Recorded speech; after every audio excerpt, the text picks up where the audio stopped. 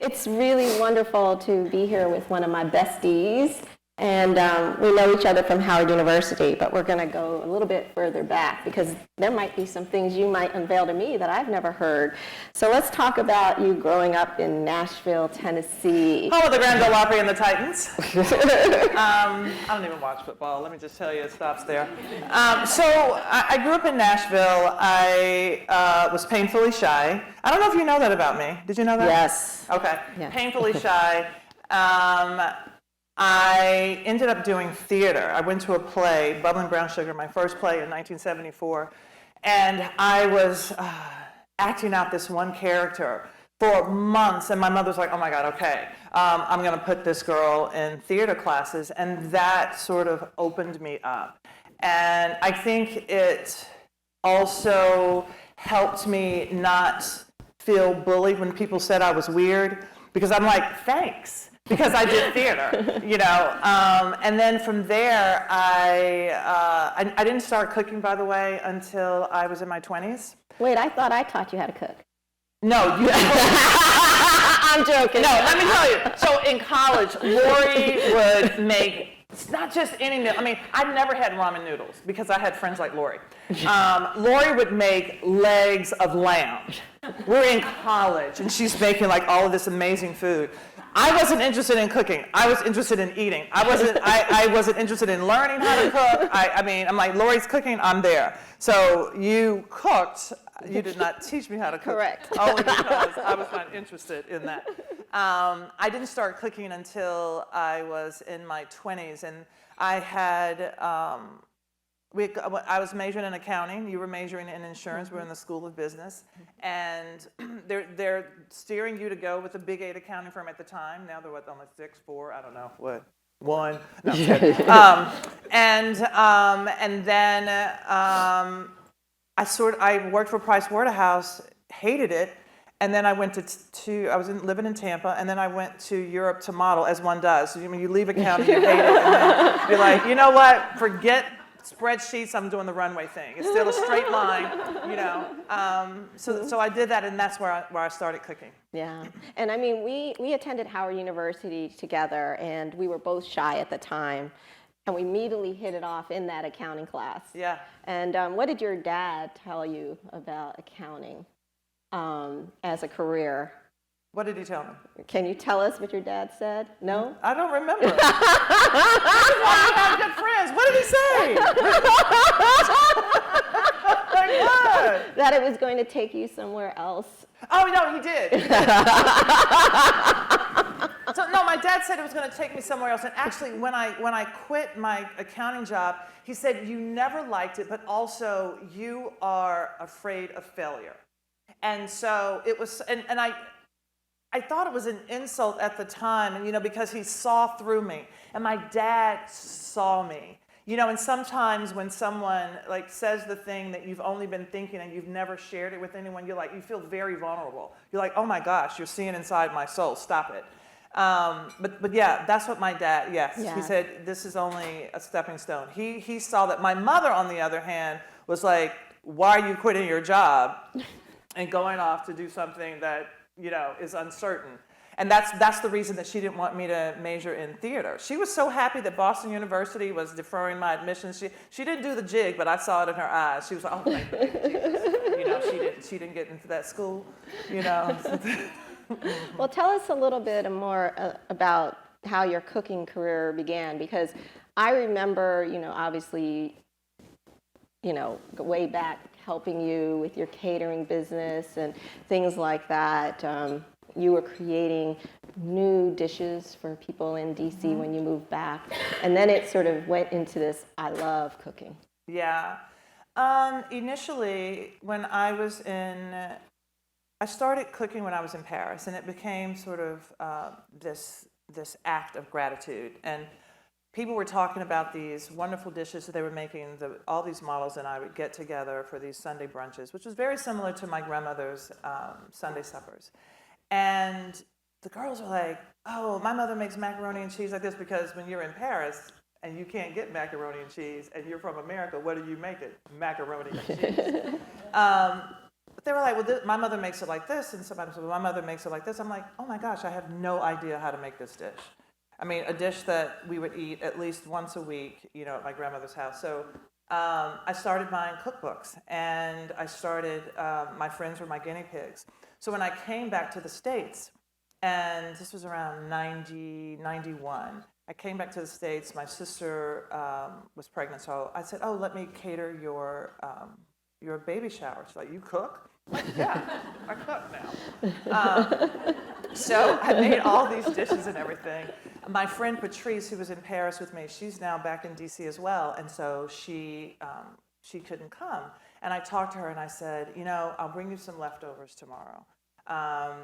And she said, great, because there's nothing to eat around here. And I was like, oh, if you don't have anything to eat, that means all these other people, around you don't have anything to eat either. I said, that would be kind of a cool business. So I left it at that. I get up the next morning, and my brother-in-law had eaten the leftovers. Okay, so I'm living rent-free, right? With my sister and her husband, the fact that he has eaten my interview. So I made a bunch of other stuff, and I didn't really, I'm a quick start, so I do know that about myself. I have an idea, I do it, I don't overthink it. So the next day, I made some more things, and I'm like, what am I going to put all this food in? And so I was like, oh, here's a picnic basket. And then I put a bunch of stuff in the picnic basket. I go to my friend's office, and she introduces me. Hi, this is my friend Carla. She has a business. Yes. And they're like, what's the name of it? And I look at the picnic basket. I look up the lunch basket. And then I'm doling out all of these things. It was like biscuits with smoked turkey. It was quiche. I had lemon blueberry bread. Just the few things that I knew how to make that I was passing out. And after them like taking the bags, they're like, when are you coming back? And I'm like, tomorrow. And so I did that every day. And so within a week, I had 7 clients, 7 businesses. Within 2 weeks, I had 14. And I did the lunch basket turn into the lunch bunch every day for 5 years, every day. So if you visited me in those 5 years, you were helping. Yes. Truly. Yes. Lord knows. I mean, you could not come and visit me without actually helping. I worked every single day for 5 years, and then at 30, I went to culinary school. That's right. That's right. That's how it started. So when people come to me and they're like, "Oh my gosh," and I'm on Top Chef. I've been cooking all my life, and you're 12, right? And I'm like, okay, or I love to cook, and I've been cooking for a week, and I put my time in. Things don't happen overnight. That's right. And culinary school was quite the awakening. But also, once you became a chef, I think it was at the Henley Park Hotel in D.C., and you had done your internship at the Inn at Little Washington, right? Well, I did. I cooked a dinner. I tried to do an internship. Truth be told, I was not accepted. But the universe had other plans for me. So I did my internship at the Henley Park, and then right at the end of that internship, they promoted me to sous chef because I had all of this experience. I had work experience. I went to culinary school for the theory, but I actually had practical experience. Exactly. And then, I still remember the first Food Network show, I believe. Was it Food Network? What was it called? Yeah, well, I did Food Fight. It was called Food. Oh my God! Yes, that was it. Oh my God! I did this show called Food Fight, and it was amazing. And so where you have 2 teams, it was 2 teams of 2, and they give you an ingredient, and then you have to, and $20, and then you have to drive to the store, get something at the store with that $20, come back, make something for your judges. All I remember is a couple things I remember. Yes, we won. Okay, that was okay. But being in the car with the camera people, they're like, we are never driving with you ever again. I mean, were you driving? I was driving. Oh boy. I was driving. I drive quickly. Yes. And on the bumper. Change lanes. Yes. Yes. So, it's interesting because many years later, she shows up on my doorstep and she talks about this secret project, and she's going up to the Culinary Institute of America. So she's shown up on my doorstep a couple of times. Once her husband called and said, Carla needs a place. So the first time you were heading up to the CIA. Yeah, and that's where I was going to audition for Top Chef. Mm-hmm. Yeah, and what was so crazy about that experience, I didn't really know about the show because I was always working. I had just seen the show, where they binge all of the seasons, right? And I had just seen the show, and I was on my couch watching 3 seasons, and they were going into season 4. And a friend said, "Oh, you should do that." And I was like, yeah, that'd be great. And then here I am in my catering kitchen, and my sous chef said, "I had a dream you were on Top Chef." All right, that happened like probably within a week. And then I get a call and said, "Oh, we're calling from Top Chef." And I was like, "Oh yeah, right." I have the kind of friends who will punk you. So I'm like, yeah, right, okay. It was the same day that my sous chef said that she had a dream I was on Top Chef.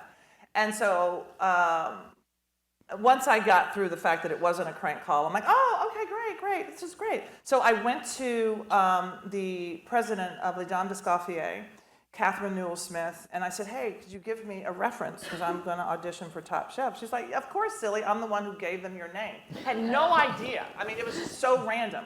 Then I go to CIA for this interview, and I sit through the interview. It was really fast, and it was like a table of 10 people. They ask us questions, and I'm like, "Okay, thank you, bye." So I go back to the train station, and I'm at the train station. It's 20 minutes before I get back on to come back to DC. And I look at my phone like, "Oh, I have a message. Let me check that now." Plus, I'm going to call my husband. The message was about, I don't know, 35 minutes or an hour. And I checked the message, and it says, "Oh, this is, we're calling from Magical Elves. Can you come back for a second interview?" Like, I was almost on the train that day. They wanted me to go back that day. And I was almost on the train, and I was like, "Oh my God, can you imagine? I'm on the train and getting this message, stop. So I go back, and they have another interview, and then there was another interview. And then the next thing I know, they're calling me, and they're like, I'm in a big room like this in my kitchen. They're like, "Well, can you go to a place where you can talk?" And no one's around. I'm like, "Sure, yes." And they were like, "You have been selected to be on Top Chef season 5. And then she disappeared. Yeah. You were one of the few people, I don't even think you knew. I didn't know. You showed up with a suitcase, and out of the suitcase came knives, food, all of these things. It was after New Orleans, right? Yeah, I was exhausted. And she was just like, "I need to sleep for like 15 hours. I was like, "Okay." I was exhausted, and I remember I would go to sleep. Any noise at night, and Lorrie's in New York, any noise, "Oh my God, time's up." I had PTSD. I don't go through a grocery store like walking. I am sprinting. I mean, it's crazy. Like the PTSD is real. And but it was such a great experience. And you know what it taught me? It taught me to like authenticity. Because if you all watched Top Chef, my season, you will see that I was struggling initially, and then I thought I was going to go home, and I'm standing there at the judges' table, and Padma's looking at me, and it was after Restaurant Wars, and then I'm looking at her, I'm nervous, my heart is beating, I'm looking at her, I'm like, they're deciding if I'm going to go home. And then I'm like, "Wait, has anybody ever died here?" I mean, like the reality sits there like, nobody's ever died here. What's the worst thing that could happen to me in this moment? I would like fall out and die. And I went from like, to... And then Padma talks to me later. She said when I looked at her, she felt so self-conscious because I'm looking at her like this, and she's trying to look away. Because, the reality was, and then I didn't go home, and then I was free, because the worst thing that could have happened. And then I was free to be myself. And I think I also got, when you're on the top, you get feedback. When you're on the bottom, you get feedback. When you're in the middle coasting, you get nothing. So for me, I was like, okay, at the top or the bottom, because when I leave here, I won't see these people ever again. And then I want to be able to take this experience and move it into my life and get better at my craft. Right, and then, as you moved to the Chew, being your authentic self really came through. Well, yeah. I mean, Lorrie and I have had so many talks. How many times did I call you crying? Yes. The first 3 years, it was really, really hard at the Chew. And it was because when people, well, first of all, it happened so quickly. I auditioned for the Chew. They didn't pick me. A year goes by. They had a whole other cast, and they said, we're going to change the cast. And then I was with Mario, Michael, Clinton, Daphne, and myself. We were together for 20 minutes. And they were doing a chemistry test, and I was with some other people. And then 6 days later, they said, oh, you're going to be on the Chew. So I go from this chemistry test to bam. And I was like, oh my God, what does this mean? I mean, it's a major network. What am I supposed to do? You go into this whole thing, how am I supposed to be? Like what? And then my friend Verlette said, authenticity is going to be your friend. But sometimes that's become a buzzword, right? Like, well, how do you find authenticity in your insecurities? So when I was at the Chew, and we never did any media training, and it was just these practice sessions with all of us, chatting.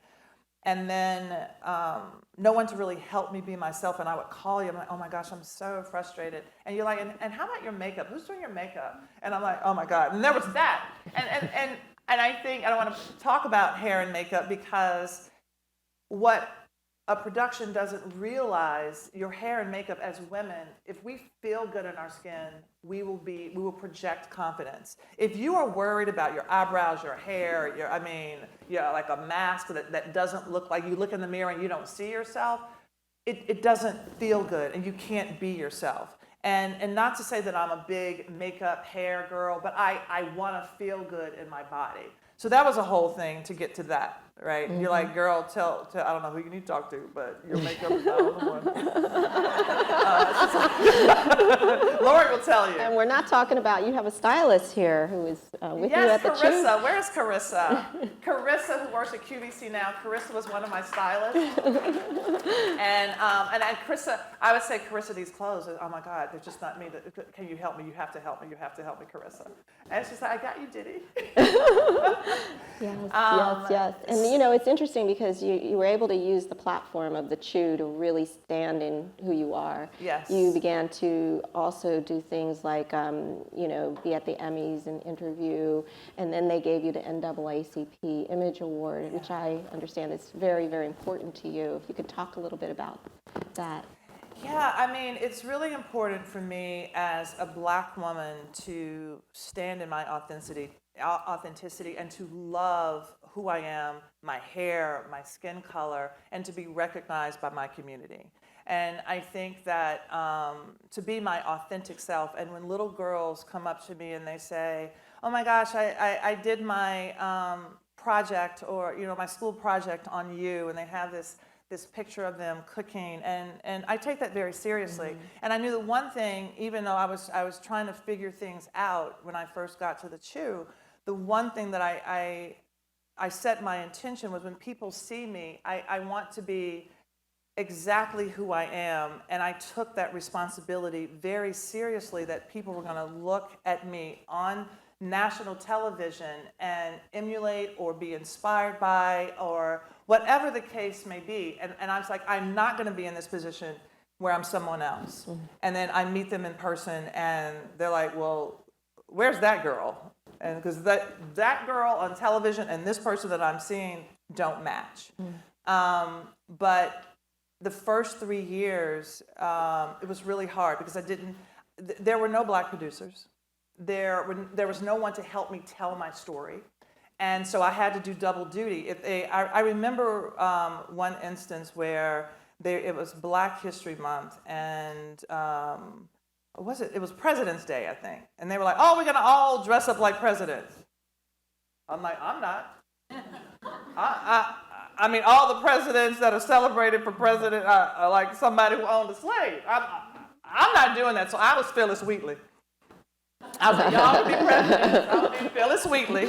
And then, you know what? Because I was in Wheatley when I went to Howard University, Yes. I was in the dorm. Wheatley Hall. Yeah, I mean, little things like that people didn't think about because there was nobody to say, you know what, maybe Carla doesn't want to be dressed up like a president who owns the slaves. Right. So little things like that. But I remember the instance when I wanted to go gray. And Michael Simon had just done Movember. And so he had grown his mustache out. And it was December now. And the hairstylist she's coloring my gray because my hair is so white here with mascara. She's like, when are you going to get your hair done? I was like, I'm so tired of getting my hair colored. Because in a week, you're going to see the white. And so I said, you know what? I don't think I'm going to color my hair anymore. I just threw it out there. And then I go down for the meeting downstairs, and I walked in the door, and I said, you know what? I declare, I was just like this in front of the executive. I declare this Snowcember, I'm not going to color my hair anymore. And I was like, then it was my voice. I said, plus, why is it men look distinguished with white hair and women look old? And I said, you know what? I'm not going to color my hair. And the ABC exec says, oh, we'll see. Yes. I'm a Taurus.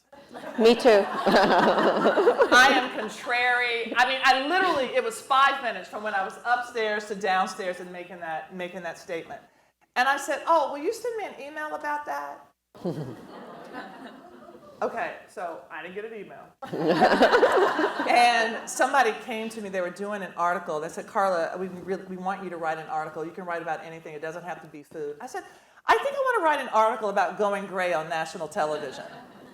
And so I wrote this article and to solidify my decision that I was going to go gray on television. And I looked for all of these examples, like of women who were gray on national television, and there was one, and I can't remember, there was one black lady, I can't remember where she was, I feel like she was in St. Louis or somewhere, and she was the only, on local news, she was the only person that I could find, and I decided to go gray, and it was a bone of contention, let me tell you, with the folks, with the executives. That's right, it was. Melissa talked about, in the opening, your mantra. Mantra. Say yes, adventure follows, then growth. Tell us a little bit about how you came up with that. So somebody had come to me and they said, they were doing a book about 6 words of advice, and what would your 6 words of advice be? And I was thinking about my life, and in 2 days of just sort of going over like what my 6 words of advice would be, I came up with this say yes, which I always do. I say yes, and I know after you say yes, what happens then? Then there's the adventure. You have to live out that yes, and then after you live out that yes, there is tremendous growth. And so that's how I came up with that. Say yes, adventure follows, then growth, and that's pretty much how my life has unfolded. Yes. And then what about your leadership style? I mean, that's obviously, it's very different in terms of, how you work with organizations or in the kitchen, but it's applicable to everyone here as well. So I do a lot of introspection in terms of my spirituality, and even if you're doing, I try to be enlightened by tests. It could be your Enneagram, it could be Colby, it could be the DISC, it could be, I guess, zodiac signs. I take these tests so I can learn about myself. And I know that I don't know everything, but I know how I work, and I try to place people around me who fill the holes in what my strengths are. But the one thing that I do, I celebrate everyone's gifts. I want everyone on my team to rise up, not us as a pyramid. I like my team, all of us, to rise up like a box. I want everybody to do their best, and I celebrate their wins. In the kitchen even, we used to say when someone did something great, we're like, toot toot honk honk, and everybody in the room would go, ah ooga, because we're celebrating like everybody's wins.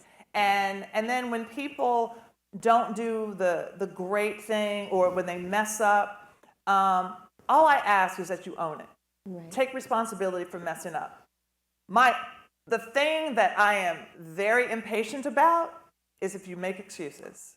If you make excuses and you know you messed up, I'm like, I don't yell at you. I will look at you. I'm like, let's talk about it. When I get really quiet, the look, the disappointment in my face. Got it. I remember one time I had gone to the Aspen Food and Wine, and the only reason I decided to go to that food event was because I had a new book out, a new cookbook, and so I was going to do a signing, and I did a demo, and they came to me right before my demo, and they said, "We ordered the wrong book." I was like, "That's the only reason I'm here." I was like, "It is the only reason I'm here." And so the girl who was supposed to order the book, she came up to me and she said, "I'm sorry, that was on me." I said, "It's all good now. Thank you. Thank you for not making excuses." I said, "That's all I asked. Thank you." I'm disappointed, but I'm happier because you owned it. That's all. Interesting. And I know some of you may not know that Carla is also an actress outside of her. We just talked about her being an author, but many of you might not know that she's actually on Gossip Girl. The Gossip Girl reboot, come on. So what else do you have going on? What's coming that you can share? Well, I'm doing a lot of voiceovers, and I'm constantly auditioning for voiceovers and hopefully doing cameos and things. My role on Gossip Girl is recurring. You may see me in season 2. I just can't even stand it. So I'm doing that, but I'm also I'm doing art. I know you have a very creative bone in your body, lots of creative bones, and you did beadwork. Yes. I've always loved paper, so I do paper art, paper quilting, and I draw and things like that. But one of the projects that I'm working on with QVC, I'm launching a product line. I know. Y'all, I'm so excited. I can't even stand it. In March, the end of March. It's confidential. It's confidential. Right. Okay. All right. But let me tell you this part. But my creativity, I love the way things work. I love looking at a product and having a vision for it and tweaking it to change how it works. And so I'm constantly thinking about things like that. But those are some of the projects. I have these other shows. Oh, I have another show coming out. I don't know if it's confidential. You live with something for so long and you just want to let it out. Hopefully my show, Chasing Flavor, is going to be on Discovery Plus soon as they figure out the merger and figure out where to put it. But it's a show that has a quintessential American dish that is beloved by Americans, but it actually shows the dish and how it evolved, because my whole thing was, let's give credit to all the cultures who had a hand in a dish, because so often, this day and age, there is a new hairstyle or a dish, and you're like, oh my God, we created it. Well, actually, sweetheart, it's been around for 2,000 years. And so you want to give credit to all these cultures, because a lot of times there is this erasure that happens. And so this show is about lifting up these cultures by taking a particular path. And there are many paths to food, but that's another project that I'm working on. Wonderful. And, Carla and I have really grown together. We've grown older together, but we've also grown in terms of our wellness path. We both believe in meditating daily and approaching our day in that way. What are some of the other things that you do in terms of the wellness? And it's about the wellness inside as well as outside. Well, during the pandemic, I started a series of recesses. So I would do this 10-minute recess online. It was just 10 minutes of movement. And I would always say, shake your booty, change your moody. Just a matter of just getting up and moving. And I felt like when you're a child and you just go out and play, it lifts your spirits. And so it started out I had bouncy balls, I had a skip ball, I was doing all of these children's games. And then people were writing in and said, oh, I can't move that much. And I said, well, let's just do simple exercises, sitting in a chair, even something as simple as just standing up in a chair, like you have to, hold on, but can you stand up? Brushing your teeth, balancing, core, learning how to fall. When you're older, if you know how to fall, that could be the difference between you breaking a bone and not breaking a bone. I'm a really good, I fall really well, by the way. I do, I fall really well. Let me just tell you this real quick. So I was hosting the James Beard Awards one year, and it was about, 3,000 people there. Okay, maybe it was 1,000, hyperbole. But there were 30 people on stage, and I'm running, and I'm like high-fiving them and everything, and I had on these pumps, but I was going to do a wardrobe change, so I had on stockings. And y'all know stockings are like Spanx for the feet. So I had on these pumps, and that I don't normally wear stockings with. So now my feet, they were like this, so now like this in these pumps, loose. But I'm running, and I said, uh-oh, I'm about to fall. I had all of these thoughts in a split second. Uh-oh, I'm about to fall. How do I want to fall? Engage the core, make it big. And so I go down, and I literally, you can see it I have to repost it, but I am laid out. It is a spectacular fall. I am like Superwoman, And all the chefs were like this. Like, what the heck is happening? And so when I get down on the floor, because my shoes were gone, I had on pants, and I started pinwheeling my legs like this. And then I go back, and then there's a chef who's trying to help me, and I'm literally crawling on the ground away from him, and I almost kick him in the face. And then I get up, and I'm like, this show's probably going to be amazing. And the audience is still like, what just happened? And I run downstage, and I'm like, y'all know that shit was funny. What can you do? Because in my head, what I realized, I have to take care of the audience. I have the audience in my hand. What am I going to do? You're not going to spend that currency and be embarrassed.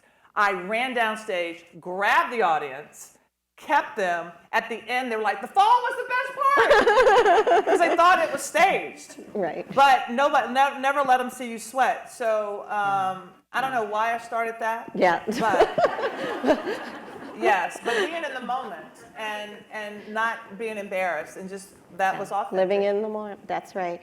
And we've supported each other over the years. And, as I started Caire Beauty with Celeste, we really, I sent Carla samples. And what did you say? Why are you now our brand ambassadoress? Okay, so and I love the products. As my skin is changing and getting dry, what I noticed, I would use the products and I would use the mask before the night before I knew I had to start wearing my daily makeup. And without fail, every time the makeup artist was like, oh wow, your skin is great. And I said, oh, well, I'm using this product. On days where they're like, oh, your skin is really dry, and I had my mask, I said, well, tomorrow, let's try putting this mask on. And then when I did put the mask on, they were like, your skin is great. And so now my makeup artists have that in their kit because the moisturizer, the hyaluronic acid, you can talk They can come to the table. Yeah. Learn you can talk more. the specifics, but I know it works with my skin. My skin is smooth. Everybody always asks, what are you doing for your skin? Now, I got to tell you, okay, there are a couple things, and I'm not going to lie to you. I don't drink. I don't smoke. and I never go to bed with makeup on. I've been getting facials since I was 22. So I'm going to say all of that because I'm not saying that this is going to be the miracle drug, but it does work with my skin.